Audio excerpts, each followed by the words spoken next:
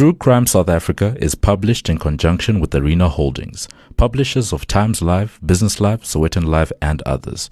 The opinions expressed in this podcast do not necessarily represent the views of Arena Holdings and its affiliates.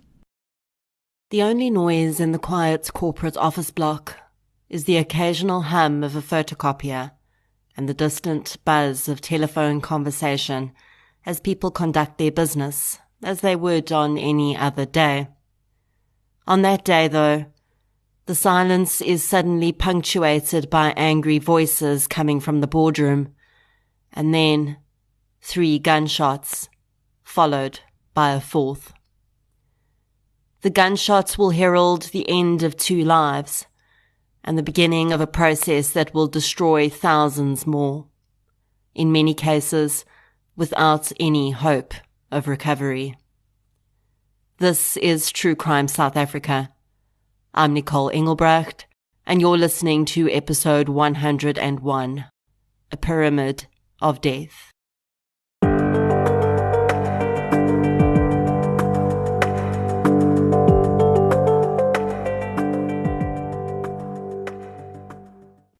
This episode is sponsored by Just Wellness.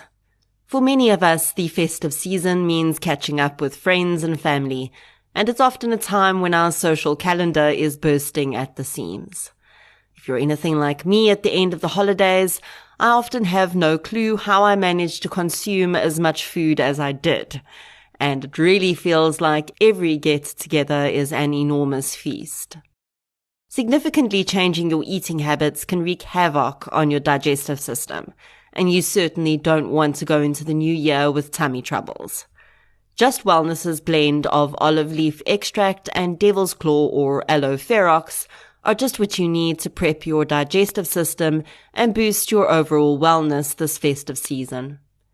The devil's claw blend is great for aiding the prevention and symptom easing of heartburn and inflammation, as well as being an alternative treatment for gout, while the aloe ferox blend will help to cleanse your colon and ensure that festive feasts don't stay with you longer than necessary. You can get free delivery of any of the fabulous Just Wellness blends by ordering 2 products on their website, justwellness.co.za. A huge thank you to Just Wellness for supporting True Crime South Africa. Before we get into today's case, I'd like to thank our new Patreon and PayPal supporters who have contributed to the show since I released the last episode.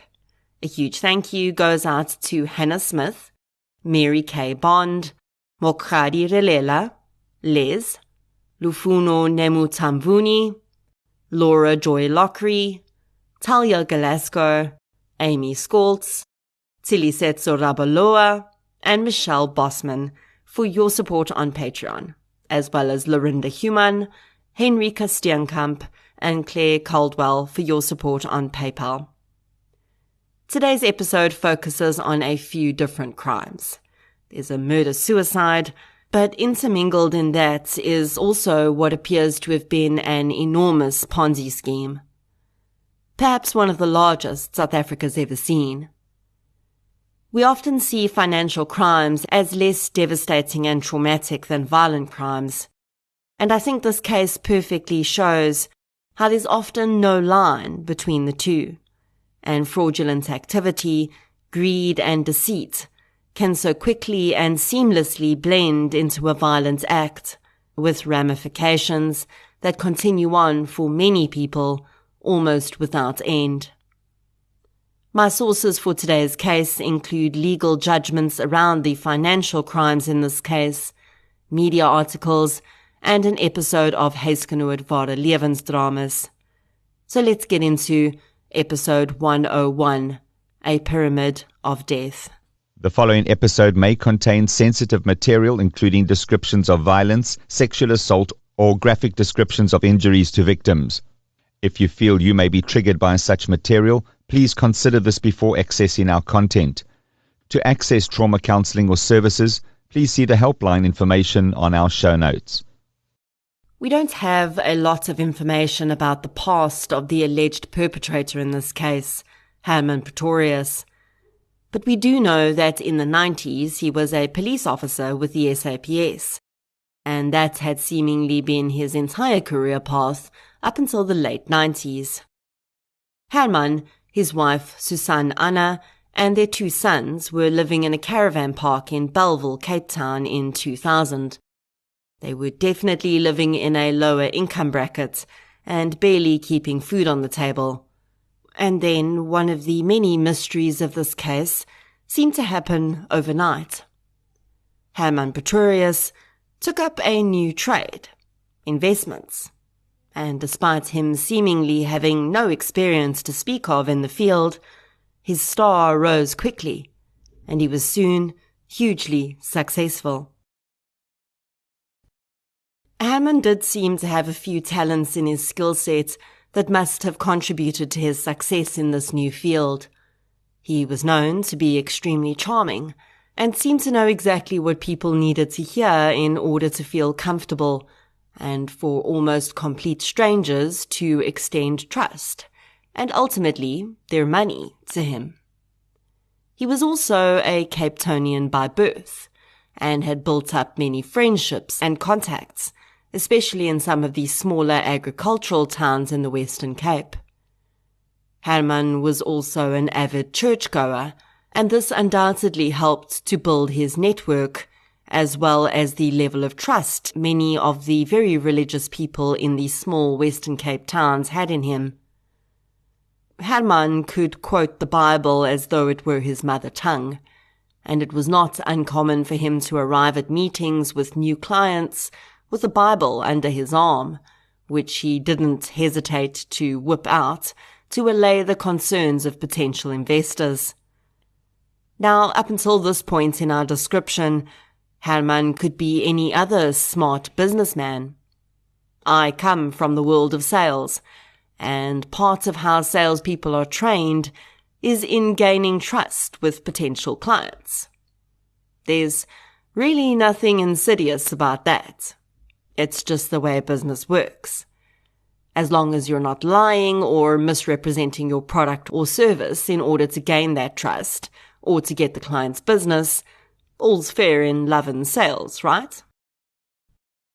The difference between Herman Pretorius and any other savvy and suave businessman would only become apparent much later. And really, he seemed to do a pretty good job of keeping everyone convinced of his honesty and reliability, at least for much longer than many others who've attempted the same sorts of schemes that Herman was dealing in. In the early 2000s, Herman Pretorius went into business with Julian Williams. Williams had been involved in the investment arena for many years, and the 2 men were similar ages. Both were married with 2 children. The pair started an investment business they called Abanti. It's difficult to say exactly when Herman Pretorius began to realize he could make far more money if he slid slightly over to the dark side, and we'll never really know if that happened when he was still in business with Julian Williams, but he definitely carried over many of the investors he'd gained while working with Julian into his new venture. When Julian decided in 2008 to part ways with Herman and open his own investment firm, Basilius. Even today, after all is said and done, there are 2 versions about how closely tied Herman and Julian remained after this apparent split of their business dealings. It's clear that the 2 men retained one business connection, and that was in a business called SA Super Alloys. The company was officially headed up by Julian Williams, as well as his partner, James Ngula, and Herman had started selling preference shares in the company as a product to his own investors. Now, I will admit I'm no financial guru, and I had to do quite a bit of research to understand a lot of the terms I came across around this case. I'll explain the terms to you as I mention them, even though you may well know what they are, because I'm sure there'll be at least a few listeners that don't. Preferential shares in a company are shares that are sold to an exclusive group of investors, with the caveat that should the company go bankrupt, the preferential shareholders will be entitled to have their investment paid back to them from company assets before any other shareholder is paid. The deal that Herman was offering his investors was apparently a 3-year fixed deal in which they would earn a dividend of 20% on their investment. In the first year that he was selling SA Superalloy shares, he was able to pay out this pretty incredible dividend to his investors. But in the second year, the dividend dropped to 15%. Investors would, of course, still be very happy with this, as it's a far higher payout than one would usually expect on such an investment. But it would be the third year of this specific investment, 2011, that would really sour relations between Herman and Julian, because in 2011, Julian told Herman that there would be no dividends to pay out to his investors on the SA Superalloy shares, not a single cent. This left Herman with 180 million rand worth of unanswered questions from his investors. Now, it may seem like this predicament was something that Julian Williams was responsible for, and that Herman was the innocent party who was now being made to look bad in front of a large group of people, some of whom had been investing with him since the 90s. That is certainly how it appears on the surface. But there was much more going on behind the scenes. And for Herman Pretorius, the SA Superalloy saga was just the cherry on a fast souring cake. SA Superalloys was an unlisted company. In other words, it was not yet listed on a stock exchange. And this was not the only unlisted company for which Herman was selling shares. In fact, shares in unlisted companies were his most sold product. And that was because he somehow managed to offer extremely generous dividends to all his investors on these share purchases. In fact, the 20% he'd offered on the SA Superalloy shares was actually quite low in comparison to what some of his investors were promised by him, which averaged at 30%. If you've listened to my episode on the Cryon scheme in Vanderbijl Park, you'll remember that such a high dividend on an investment is a huge red flag. Most solid, legitimate investments cannot offer anything higher than the inflation rate. Inflation in 2010 was 3.5%. But Herman had been successfully paying out the incredible dividends he'd promised his investors for several years. This, of course, resulted in friends and family members of those happy investors also wanting to invest their money with Herman. By 2011, the ex-police officer turned investment guru was flying high. He had 2 very lavish homes, one worth 26 million rand in Welgemoot, and the other a holiday home in Hermanus, also worth multiple millions of rands. And that home was featured in the House and Home magazine due to its special architecture and impeccable furnishings. Herman spared no expense in furnishing his homes, with a single table in the Hermanus home being valued at 49,000 rand. He owned various cars, including an Aston Martin and a Ferrari, and gave his wife a ring valued at 400,000 rand as an anniversary gift. His sons were studying at university, and they too wanted for nothing. Life was good, at least on the surface. Besides the interest percentage red flag when it comes to choosing investments, the overriding principle that really should guide most people in considering any opportunity is, if it seems too good to be true, it probably is. And it would be this saying that prompted a few different people to start looking a little deeper into Herman Pretorius and his investments. In May 2011, the Financial Services Board, or FSB, received information about Herman Pretorius and his investment business. At the time, the FSB was the government's financial regulatory agency, which was responsible for non-banking financial services. Those providing financial services had to register with the FSB, but Herman Pretorius never had. According to him, the service he was offering did not fall under the auspices of the FSB, and when the agency received this tip, this is what they set about trying to determine. The information the FSB was given was that Herman was selling shares in unlisted companies and that he was making representations to community members in order to get them to invest with him. The FSB approached Herman at this time, and after receiving information from him and conducting their own investigations, they determined that nothing he was doing fell under the auspices of their agency to govern. In a later statement, the FSB would also say that they'd not picked up any criminal activity in Herman's business activities, and if anything, the work he was doing would fall under the Companies Act, which the FSB was not mandated to enforce. Now, I tend to think that although this investigation probably served the purposes of the FSB, it did little to actually determine whether any criminal activity was actually being undertaken. And in all fairness, this was not really the mandate of their investigation. But I do think it was a missed opportunity. And this is a problem I've seen with many of these regulatory agencies.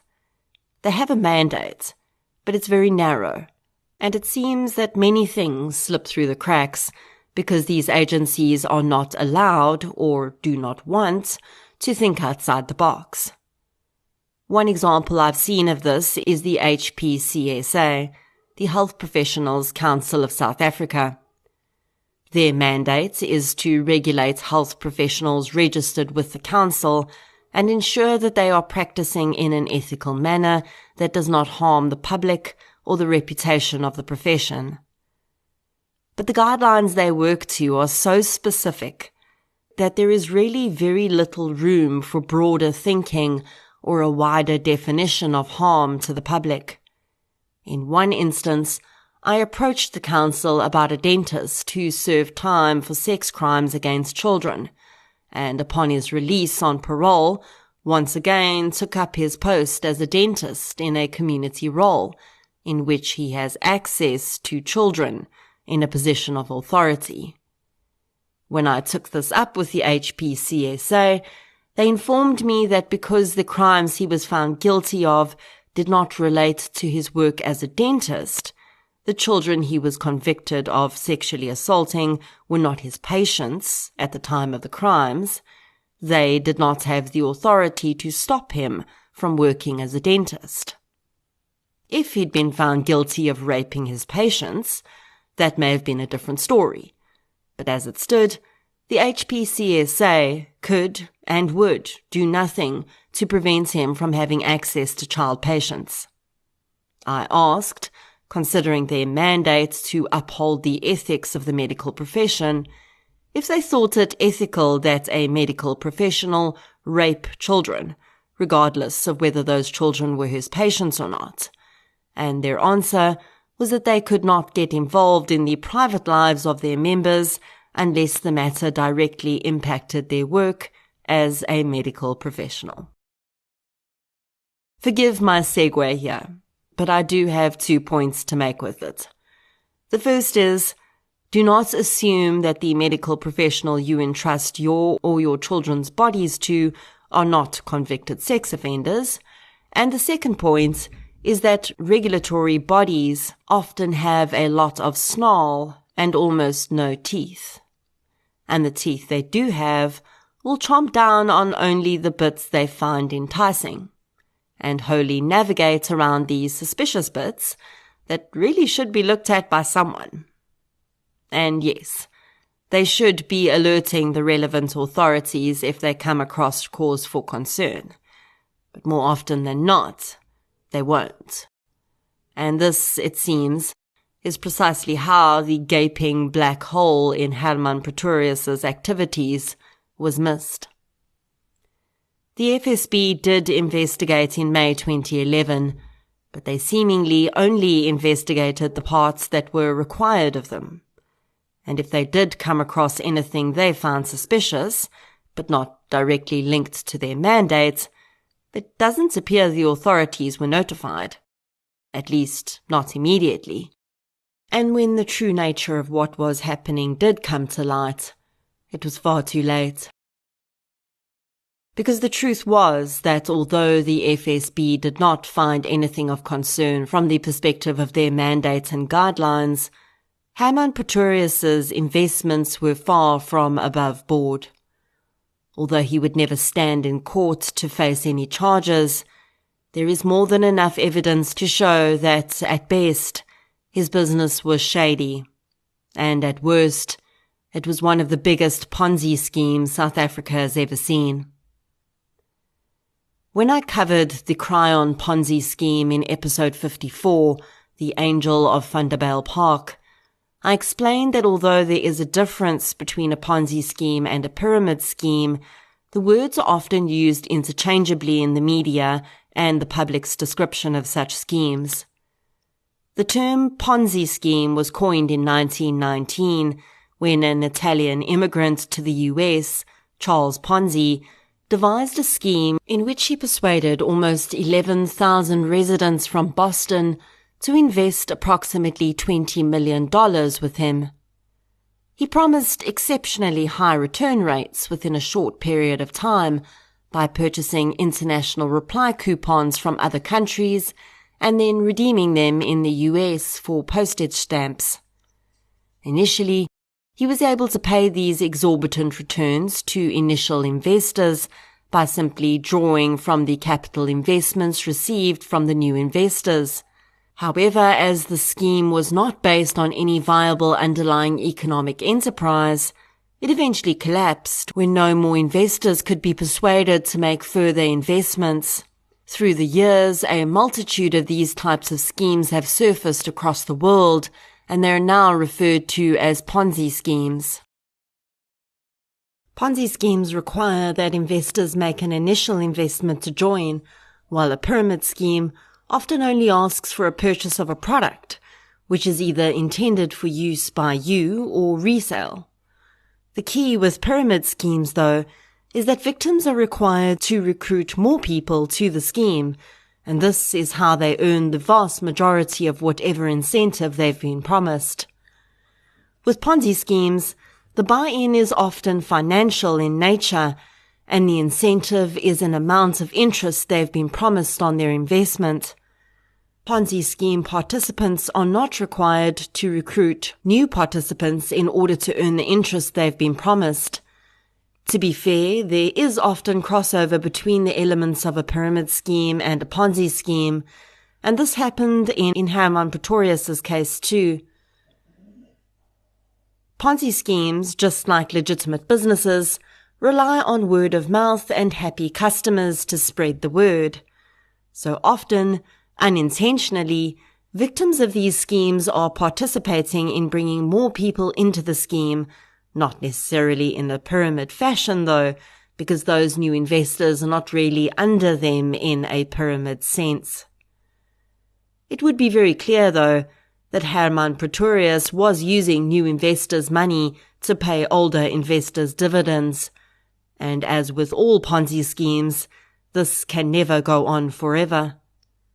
In 2011, when the FSB initially investigated Herman's business, it seems that there were only distant rumblings of discontent from a few of his investors. We know at least one person was concerned enough at that time to have made a report to the FSB that resulted in the initial investigation. But as 2012 rolled in, things were about to get far worse, and Herman Pretorius's days as one of the most successful investment businessmen in South Africa were numbered. It's often not just one straw that breaks the proverbial camel's back. but rather a culmination of years of back-breaking work that creates weak spots, and then, one day, one thing is just the final breaking point. Hermann Pretorius had been juggling many balls for a long time, and in 2012, he dropped several. The FSB began to receive complaints about his business dealings again, and this time there were several. They realized that they would have no choice but to once again launch an investigation into Hermann Pretorius, and this time they may have to dig a little deeper and push far harder. When these complaints started to come through, Julius Corbett, a journalist for MoneyWeb, an online financial publication, caught wind of the impending investigation into Hermann Pretorius, and he started doing some digging of his own. In June 2012, Corbett published an article which revealed that Pretorius was in the process of being investigated. The journalist laid out some of the evidence against the man, and it would later be revealed that he also got in touch with Julian Williams, and he'd been discussing the investigation with him.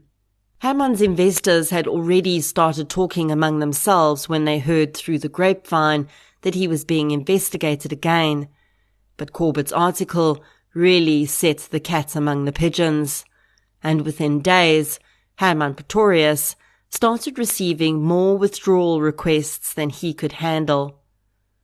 While many of his older investors stood by him, many others became concerned and wanted their investments back. Hermann was clearly panicking, but outwardly, most said he gave off the impression that he was completely unconcerned. He spent his time visiting investors who'd expressed concerns and turned on the charm, always with his Bible under his arm, to point out where he felt relevant biblical references that indicated the importance of his investors sticking by him and not withdrawing their investments. He was able to ward off quite a few withdrawals, but the flow of money out of his business continued, and soon another crisis presented itself. The dividends that the preferential shareholders in the SA Super Alloys shares had been expecting came due. They'd had their promised 20% dividend in the first year, accepted 15% in the second year, but now the pay dates had come and gone, and Hermann owed the investors close to 180 million rand in dividends, which Julian Williams had informed him was not going to be coming that year. It seems that Hermann had come up with a plan to keep the investors happy, which was never really fully explained, but it didn't seem to be completely on the up and up. Some sources allege that Hermann wanted Julian to use money from other funds to pay the SA Super Alloys investors, but Julian felt that this was unethical and leaning toward fraudulent, and he refused to do so.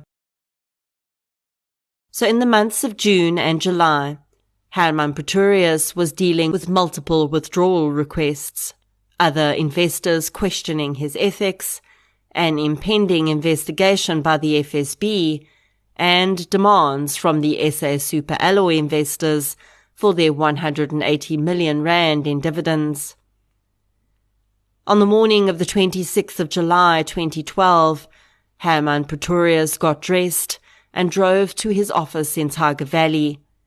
He had an 8 a.m. appointment booked with investigators from the FSB. They wanted to ask him a few questions and get copies of documents they needed. The investigators arrived on time, and Hermann sat with them in the boardroom for most of that morning. Then, around 10 a.m., Hermann told investigators he was going to use the toilet. He never returned. Instead, Hermann Pretorius got into his car and drove to Camps Bay. There he apparently visited with a family member for a few minutes before heading to the Icon building in Cape Town CBD. The Icon building was home to the offices of Julian Williams's company, Basilius. Herman arrived there shortly before noon, and a receptionist showed him through to the boardroom, where Julian joined them. We will never know exactly what happened in that boardroom that day, but we do know what the outcome of that meeting was. It's very likely that Herman was there to make one last attempt at getting Julian to agree to pay the SA Superalloys investors from alternate fund sources, and it's likely Julian once again refused. 4 gunshots rang out in the boardroom a little while after Herman had arrived. Julian Williams was shot 3 times and died on the scene. Herman Pretorius sustained a single gunshot wound to the head and was still breathing but not conscious when horrified staff members opened the boardroom door to a bloodbath. Despite the best efforts of paramedics who attended the scene, Herman Pretorius passed away at the hospital shortly afterwards. Initial reports around the shooting framed it as an incident where the gunman was unknown, but shortly afterwards reports started to leak information that it was believed to be a murder-suicide. The murder weapon had been found in the boardroom with the 2 men. It was close to Herman's body. The gunshot wounds to Julian Williams could not have been self-inflicted, and Herman Pretorius's hands tested positive for gunshot residue. His single gunshot wound to the head was almost certainly self-inflicted. The evidence was clear. Herman Pretorius had fired 3 shots into his long-time acquaintance and one-time business partner, Julian Williams, and then a single shot into his own head, ending his life. Susan Anna Pretorius and her 2 sons would undoubtedly have been devastated when they received the news of Herman's passing, as would Julian's family have been. But for the Pretoriuses, and many more families across South Africa, this would just be the very beginning of a long and drawn-out series of shocks and moments of horror. Within hours of the news of Herman Pretorius's death hitting the headlines, investors began calling. They were terrified about what Herman's death might mean for their investments. When it became clear that he had murdered Julian Williams and taken his own life, the level of concern only increased. What exactly was it that Herman Pretorius had been so desperate to escape from? And why would he have seen fit to take the life of another at the same time? Murder-suicide are a very specific subset of crime and often present in a very specific way. Most murder-suicide perpetrators are male, and in almost all cases, there is a romantic or familial connection between the perpetrator and the victims. Herman's actions on the 26th of July were therefore completely out of the ordinary when it comes to this kind of crime. He did know Julian very well, but according to later reports, they'd barely had any interaction in the years before the murder, besides the SA Superalloys connection. But it seemed that many people believed there was a far more extensive business connection between the 2 men, because in the days after the murder-suicide, there was a lot of victim-blaming aimed at Julian Williams. Many people who remained supportive of Herman Pretorius claimed that he had clearly been forced into a corner by manipulative people, the implication being that Julian Williams was one of those people that had driven Herman to commit the crime he did. After the article had been published on MoneyWeb, Julian Williams had told journalist Julius Corbett that a lot of anger had been directed toward him in the wake of the allegations against Pretorius. He said, quote, "I'm stunned that abuse is being directed at me from investors in Abantu. I can only presume Pretorius's Abantu investments refer to the RVAF, but I must confess I don't have a knowledge of what else Pretorius is promoting." End quote. The RVAF that Williams refers to here is the Relative Value Arbitrage Fund, which is what Herman had called the fund into which investors placed their money. He would then use that fund to invest in various shares and other investments, and he would provide each investor with a monthly statement that detailed the investments he'd made on their behalf. These statements were one of the red flags that some people had pointed out in Herman's dealings. The statements were on plain paper and provided little detail about the actual movements of the stocks Herman claimed to be investing in. It was really quite difficult for his investors to even know from these simplistic references what they actually had their money in. In speaking to Corbett before his death, Williams would also provide another piece of the puzzle, perhaps unknowingly, when he mentioned that many of the people directing their anger at him about the investigation into Pretorius were brokers that Pretorius had used to gain more investors.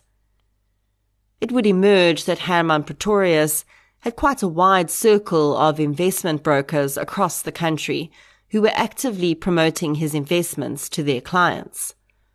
The reason these brokers seemed so gung-ho in their support of the man was that they, like the investors, were receiving extraordinarily large payouts. Investment brokers earn commissions on the investments that clients make when they refer them to firms like Herman's. On the whole, brokers should be unbiased, or at the very least, biased toward their clients' best interests. And in all fairness, the brokers referring clients to Herman did seem to be under the impression that they were referring them to a 20% interest investment. But I can't help but think that the far higher commission rate that Herman offered also had to have played into it. Later on, we'll discuss the possible complicity of these brokers and how they may have been held to account. But at least according to Williams before his death, they were a big part of the crowd who were directing blame at him and protecting Herman Pretorius. Unfortunately, Pretorius's employees had no answers for his investors in the days after his death, and the FSB investigation ramped up, and they were soon joined by the SAPS and the Hawks. It would not be long until the terrible truth began to present itself, though. Within a week of Herman Pretorius's death, Morné Strydom, an investor and also Pretorius's lawyer, applied for an order of sequestration from the Western Cape High Court for Herman Pretorius's estate, which included Abanti and, in turn, all businesses related to the man. An order of sequestration will be issued for an estate if evidence is presented to prove that the debts owed by the estate are larger than the capital or assets available to pay those debts. Essentially, investors would hear Herman Pretorius and all of his businesses were bankrupt when he died. The bank accounts that Herman ran his business from, which received all his investors' money and also paid out their dividends, had a balance of just 2.5 million rand at the time of his death. And while most of us would be pretty happy with that balance, Pretorius was operating on a different level. He owed just one group of investors 180 million rand. So 2.5 million rand was not even a drop in that ocean. Herman's funeral was a strange event. Although most attendees came to mourn him, there was also a group of people who attended in the hopes that they'd get some answers about their investments. The event also showed just how deeply interwoven Herman's personal and business lives had been. His funeral appeared to have been crafted to get across the message that there was no money left in his estate to pay back investors. 2 different pastors led the funeral. One addressed the ordinary business of such an event, memories of the deceased, condolences to his family, and the like.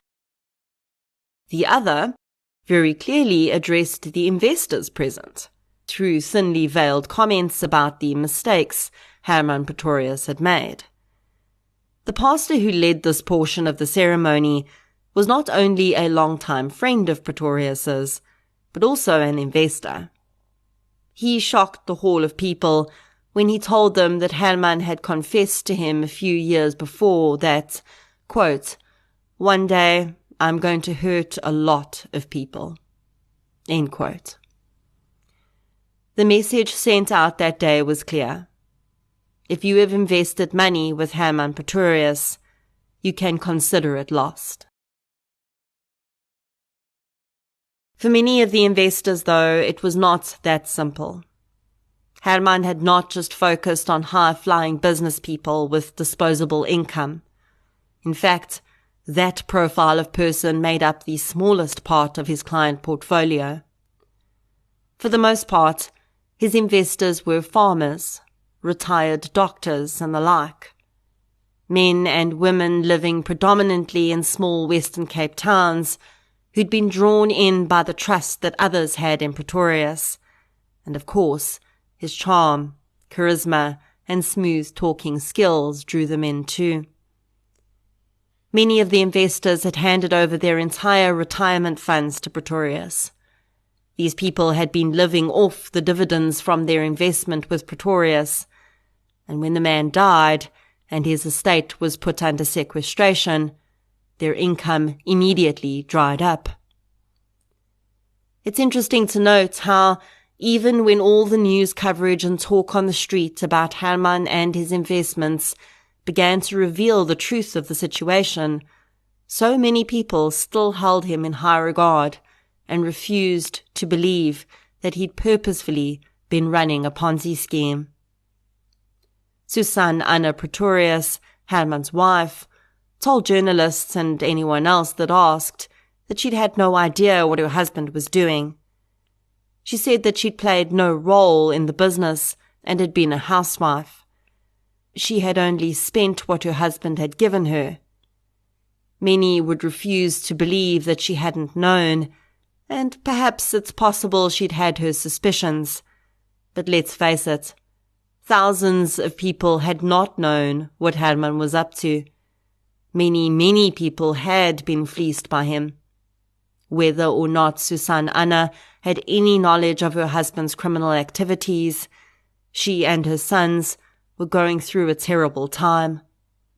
She had not only lost her husband suddenly and in a way that he would now always be remembered as a murderer, but soon she would have nothing at all left from their previous life. When I covered the Cryon scheme, I explained how the legal proceedings against a Ponzi scheme are conducted, and this involves a team of assessors working to systematically trace all the money that came in and went out of the scheme, and also seizing all assets that can be proven to have been purchased with the proceeds of the scheme. The team assigned to unravel the scheme were tasked with bringing back in as much of the money that went out as possible. Then, from that money, certain people would be paid. The first would be the team of assessors. Then, any money owed to the South African Revenue Service would be paid, and any creditors who'd managed to successfully petition for their debt to be paid back to them, which is extremely rare, and usually such creditors will have to write off money owed to them. And finally, what is left will be distributed among those who were victims of the scheme. But there's a strange dichotomy when it comes to Ponzi schemes, because the victims are also seen as complicit in the crime. People who have participated in a Ponzi scheme, although most often unknowingly, and received any interest from that scheme, are seen to have received the proceeds of a criminal organization. As such, the victims of the scheme are required to pay back any interest they received before they will be considered to be paid back any of their original investment. This is often a huge shock to victims who are already reeling from having lost their entire savings, and then assessors start knocking on their door to claim back interest they've received. Considering most of these people were living off the interest on a monthly basis and using the amount up monthly, this would be like someone knocking on your door and telling you to pay back the salary you earned for the last 3 years. Would you be able to do that? No, me neither. Now, I get why this happens from a legal perspective, but from a human perspective, it's just atrocious. One man had been investing with Herman Pretorius from the late 90s. He was one of the original investors and had received 40,000 Rand in interest every quarter for 13 years. He'd been living off this as his income, and now he was being asked to pay it back. Many investors were forced to sell everything they owned to pay back the interest they'd earned in the scheme. One man went from living in a comfortable home in Cape Town and driving a Mercedes-Benz as the spoils of his retirement after a lifetime of work, to living with the only family members who could accommodate him in their home, and his only income being his state pension of less than 1,000 Rand per month at the time. Although investors had been told that they should not bank on receiving any of their money back, they were simultaneously told that if anything was available to pay back to them at the end, it would not be any more than 5 cents to the rand on what they'd originally invested. The investors who had been brought to Herman by brokers, however, were not going to take their losses lying down. In the months after Herman Pretorius's death, the Ombudsman for Financial Services was inundated with cases related to brokers who had recommended RVAF as an investment. Essentially, the complainants were asking the Ombudsman to find that in recommending RVAF as an investment, the brokers had failed to carry out their duties, which included ensuring that they were recommending only registered investments, and if they did recommend unregistered investments, they should have declared that risk to the investors, which in most cases they did not. Almost without fail, the Ombudsman would find each case in the complainant's favor, and brokers were ordered to pay back part or all of the investments their clients had lost. Unfortunately for many of the investors, this was a hollow victory because upon receiving the order, the brokers would simply declare insolvency as the order outweighed their capability to continue functioning as a viable entity. Many brokers closed their businesses and moved overseas as soon as the first few Ombudsman findings came through against their colleagues. They weren't waiting for their clients to figure out that they may have a claim against them. It wasn't just the investors that were wanting to claim against the brokers, though. The curators and assessors of the estate and Ponzi scheme investigation wanted their pound of flesh too. In the same way as investors' interest earnings were seen as income from a criminal enterprise, so too were the commissions earned by the brokers. So on one end, their commissions were being claimed back, and on the other end, the investors were claiming back the initial capital. Now, I do have empathy for these brokers, and I feel for them having lost their businesses and likely their livelihoods. But I cannot help but wonder how all of these very experienced people were taken for a ride by Herman. I can completely understand the investors, who were for the most part not financial experts, being conned.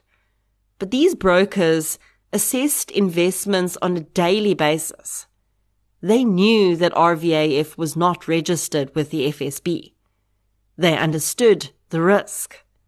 And yet, Perhaps because the commission was so good and things went so well for so long, they found it within themselves to risk their clients' money.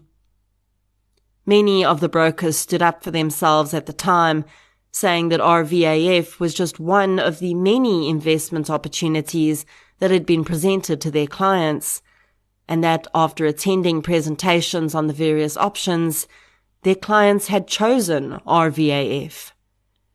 The Ombudsman said that, in their opinion, RVAF should never have been on the cards, and if it was, the risk profile should have been so highlighted that no sane person would put their money in it, because it would be no better than going to the casino.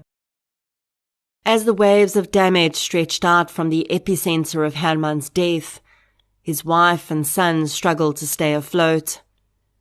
The assessors and curators almost immediately started to seize the 2 lavish houses and all the contents.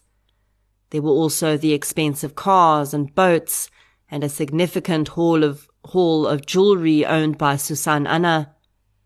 Everything was up for grabs though, because according to Susan Anna, everything had been purchased by her husband. Of course, it would take time to prove exactly what money had purchased which items, and hence what had been the proceeds of crime, but no one could risk these items disappearing in the meantime, so they had to be seized.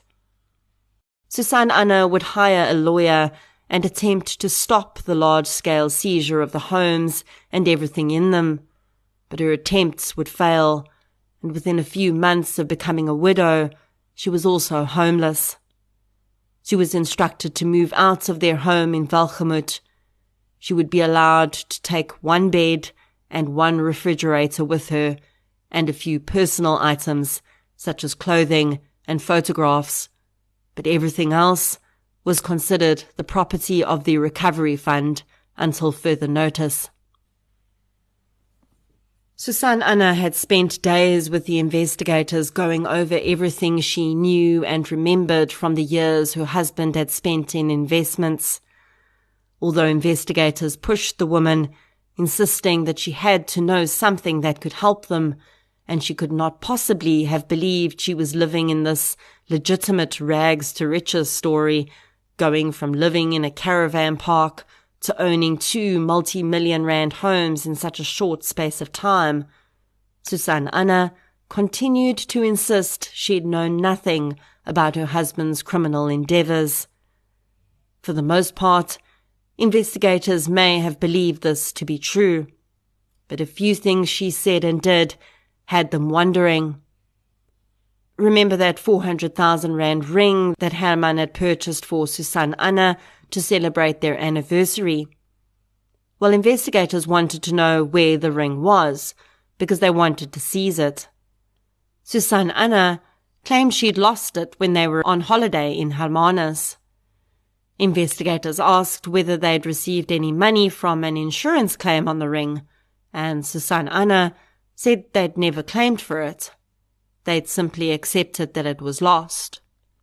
The story she told about the ring was complex and detailed, but it would soon be proven that it was a lie. One eagle-eyed investigator spotted Susan Anna wearing the ring in a photograph taken by a journalist at Herman's funeral. They confronted the woman, and she admitted that she had lied. She handed the ring over the next day.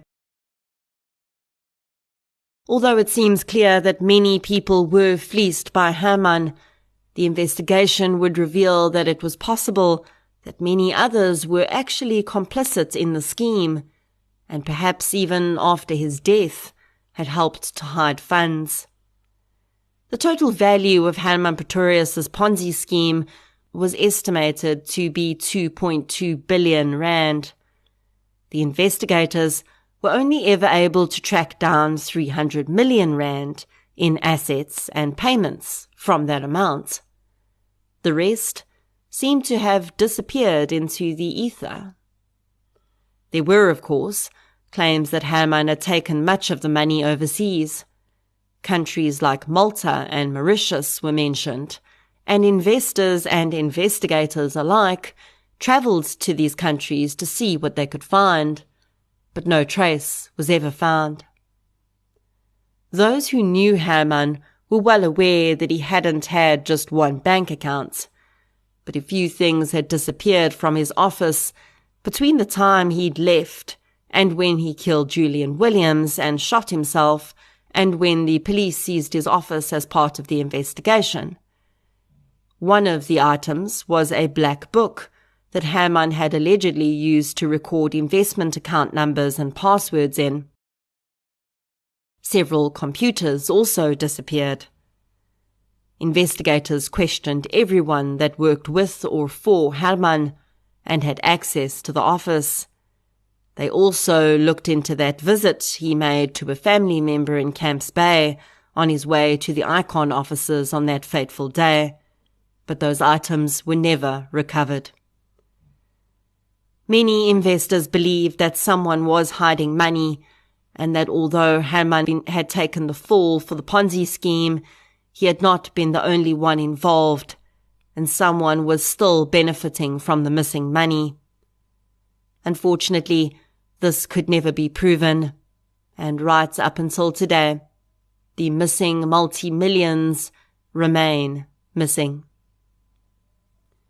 Both homes belonging to the Pretorius family were auctioned off with the contents inside. They fetched only a portion of their value, and the auctions themselves were strange events, with the crowd consisting of both those planning on bidding on the homes, as well as investors who'd lost money and simply wanted to come and see what their money had likely purchased. One woman who'd invested close to 700,000 rand with Herman, and whose husband and daughter had also invested, sat in the Hermanus home and spoke to a journalist. She said that she'd become friends with Herman and his wife after investing with him for some time. She'd been invited to stay at the Hermanus home with the family on several occasions, and always marvelled at its beauty, wishing that one day she would also be able to afford something so lavish. She laughs harshly as she says that she now realizes there's a very good chance she did pay for part of that home. And this was the deep pain of this case. Herman Pretorius and whoever was working with him, if anyone, did not just steal people's money. Herman befriended these people. He got them to trust him. He shared meals with them and invited them into his home. They, in turn, did the same. He ingratiated himself into their lives. They called him a friend.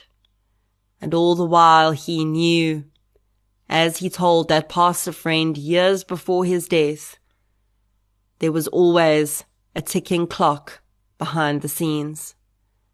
He was always going to hurt a lot of people one day, one way or another. The financial enormity of this case often masks the other crime that happened here. Julian Williams was murdered, and no one really seems to understand why that occurred. Investigations afterwards could not find any deep links between Herman and Julian besides the SA Super Alloy shares. But something that was said to journalist Julius Corbett after Herman's death could give us a clue. Some of Herman's supporters sent emails and letters to Corbett, essentially blaming his article for ruining Herman's life and leading to his death.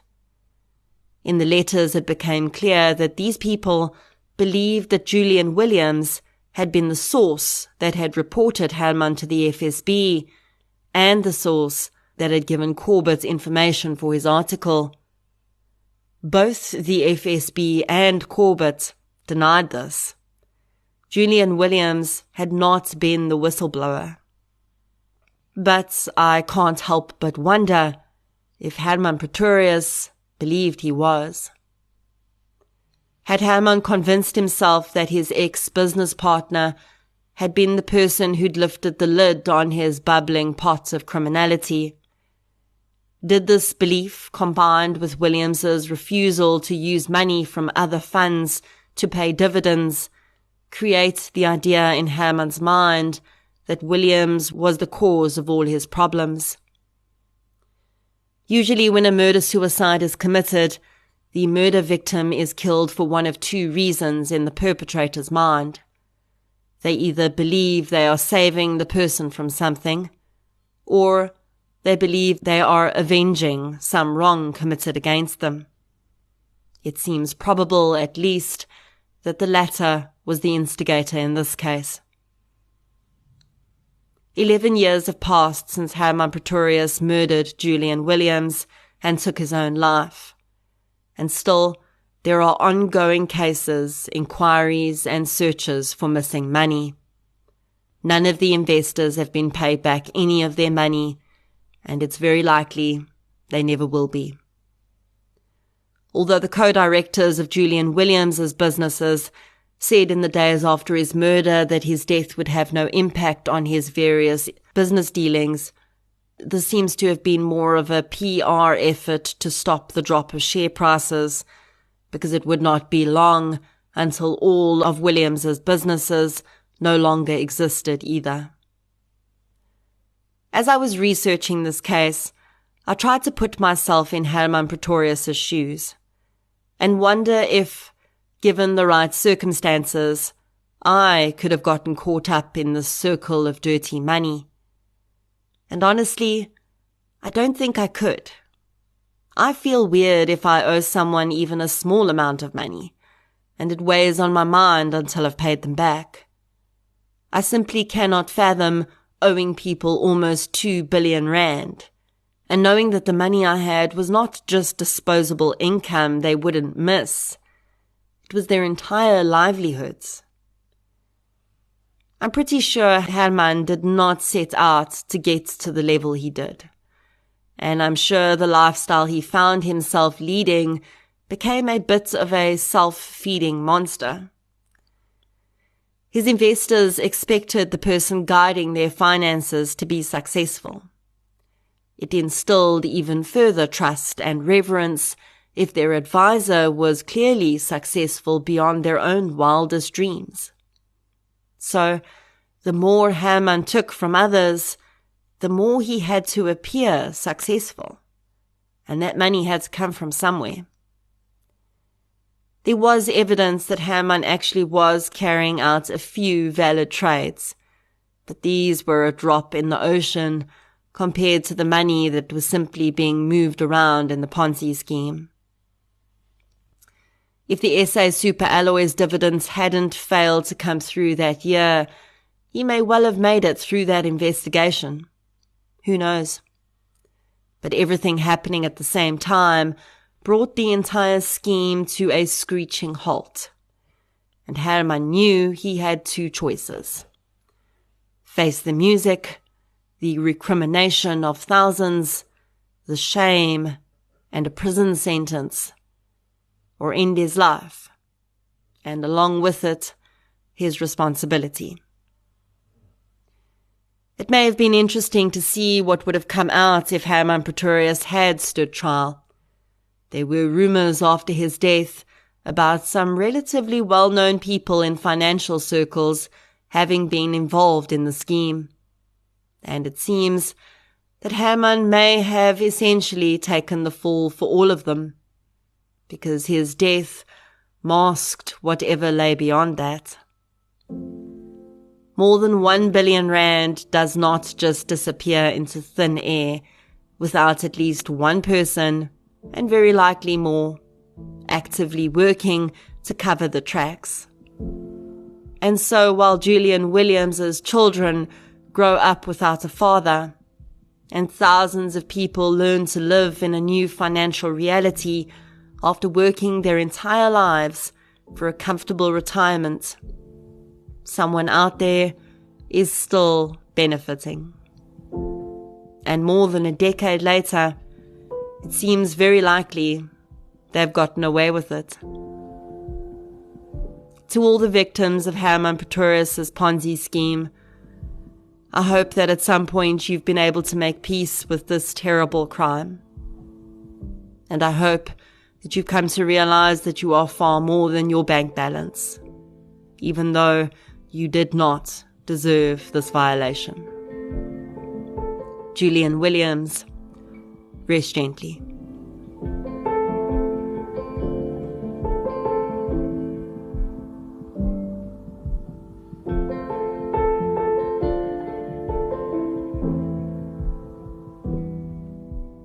Thank you for listening to episode 101, A Pyramid of Death. If you'd like to hear more victim-focused true crime content, please subscribe to True Crime South Africa on the platform you're using to listen right now. If you're looking for something still related to real-life stories, but often with a more positive slant, you can check out my new podcast series, I Lived Through This. You can follow both podcasts on social media. We're on Facebook, Twitter, and Instagram. I'll be back next week with another episode. Until then, thank you for your support, and I'll chat to you soon.